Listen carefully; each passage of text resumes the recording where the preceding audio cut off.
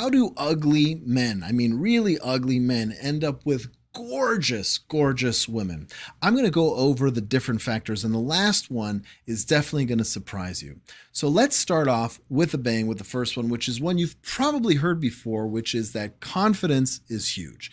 Now, when you're approaching women, and this is generally the way things are, even though it's a different world and women approach men, generally speaking, in most parts of the world, men are still pursuing women. And when men pursue women, the sense of confidence they have in pursuing them and when they approach them plays a big, big part of their success rate. I mean, think about it. If you go up to a woman and you're nervous and you're like, excuse me, I don't mean to bother you, right? That's not the way to go. The confidence needs to be there. You can see it in movies. They do a good job portraying it. A couple come to mind. Martin Scorsese had a movie that he made with Leonardo DiCaprio called I think it was called The Aviator, where it was Howard Hughes. And there's a scene in that movie where he walks up to a woman and he just asks her out, and right away he kind of sweeps her off her feet. Another Leonardo DiCaprio movie where you see that kind of confidence is Catch Me If You Can, with the Steven Spielberg directed movie where he went up to a bank teller and he said, "I'm going to cash this check and I'd love to buy you a steak dinner." And she kind of laughs, right? That kind of confidence plays very well. And the thing is, the confidence comes from two places. One, knowing that the man has a shot, right? So feeling like, hey, I got just as good of a shot as anybody. If not, then there's some judgment, some internal judgment that's happening just with him and himself, and he needs to work on that, and talking to a therapist or a coach can definitely help in that realm. But the second thing that people don't typically talk about with confidence is the acceptance of rejection. I remember hearing a line when I was dating that really changed my whole mindset when it came to women. And that is that a relationship is only as strong as the person who wants it the least.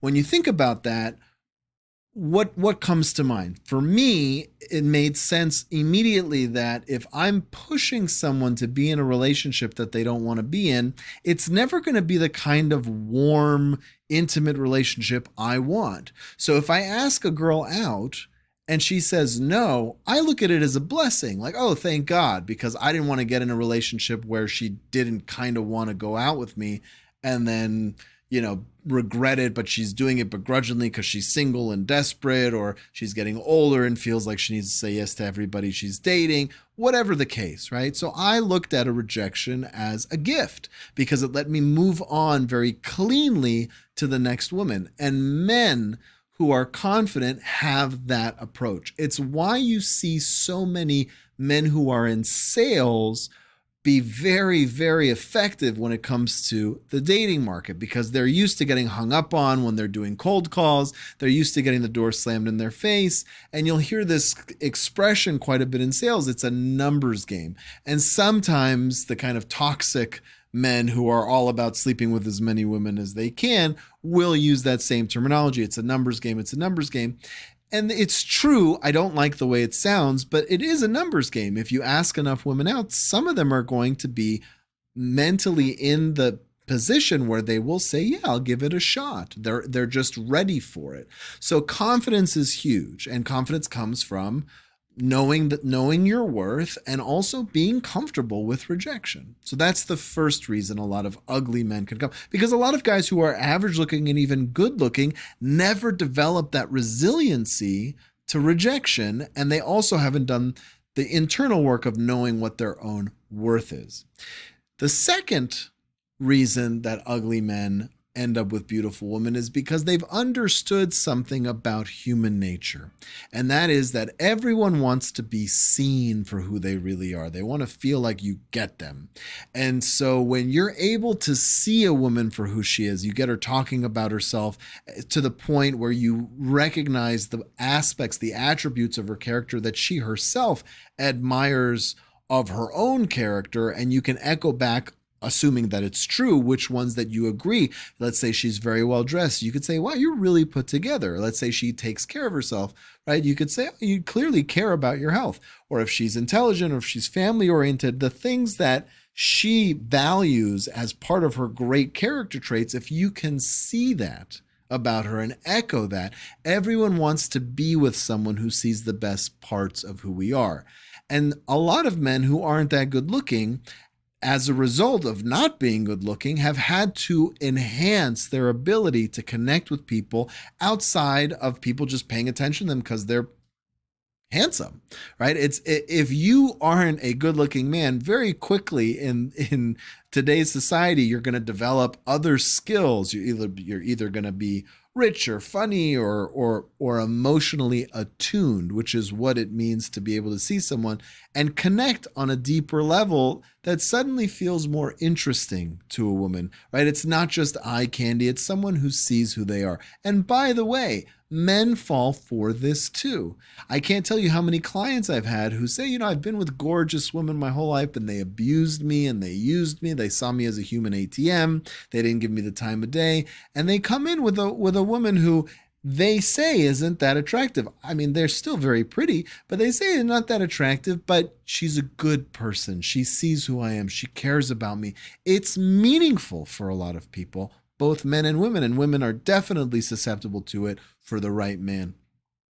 Another reason, and this is a little bit of a shocking, controversial one, is that oftentimes women feel like they can change a man. So maybe that man has different attributes they like, whatever they are, and they look at him and he's not great looking, but they think he'll grow on me. And maybe if he's not a great dresser, I can kind of change his fashion a little bit, or he just needs to do his hair a little differently, or if he loses just a little bit of weight, I can help him with that. He'd be very handsome. So there are some women out there who will date a man who's not physically that attractive, assuming that she can up that part of him. And usually they're going out with that man because they like something else about him, or they just feel like they don't have much other options. And depending on where you live, how old you are, it could be that the dating pool is quite small and the options and opportunities are in fact pretty limited. Another reason that women will be with another man, we kind of hinted about it earlier, is the other things he brings to the table. Money is a very clear one.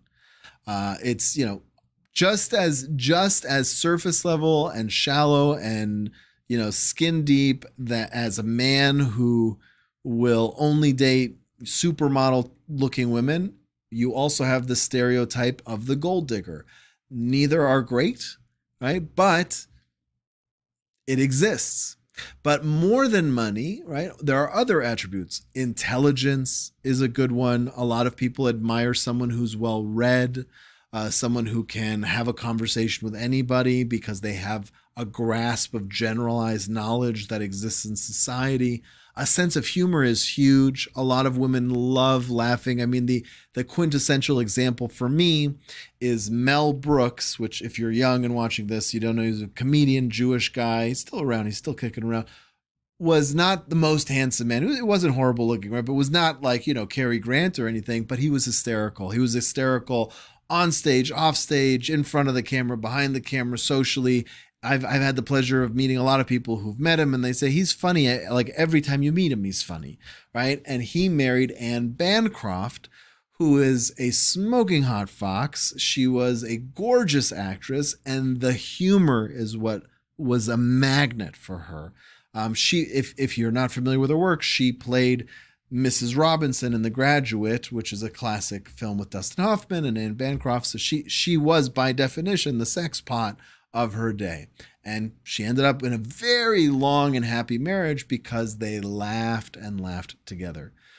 Another reason, and this is the last one, that women will end up with a man who's not super attractive is they don't see their own value in the dating pool. Now, unfortunately, we still exist in the society where women are, their value in the dating market tends to drop off with age. So depending on their own cultural experience and expectations, they might start feeling like an old maid as early as 22, 23, 24, if they come from a religious area or in an area where everybody kind of just gets married young. But even when you move out into kind of the coastal towns like LA, New York, San Francisco, where they're more career focused. When women get to be in their 30s, be it sometimes 30, sometimes 35, they really feel that biological clock ticking and they start looking for settling down with somebody. And part of settling down is settling. And so, Mr. Right is replaced by Mr. Right now. And there is an element of that. The other part of it that's interesting to think about is that once they are dating a man who they feel might be below their weight class in terms of their value, physically speaking, is because they're scared to go back into the dating pool. I've had many couples where they don't want to break up or don't even want to get divorced, even though they don't have children, because the idea of going back out into the dating pool is scary. Because it's harder. Men are more inept today than they think they ever have been. They are able to hide behind the Tinder screen, to hide behind the Hinge and the Bumble and all the other apps that make meeting people so gutless. And so men don't approach women as much anymore. And as a result, they feel insecure about finding another man. That's a very, very common experience. So those are 5 different reasons how an uglier man might end up with a gorgeous woman. I hope this was helpful. My name is Dr. Jon Dabach, and I'll see you next time.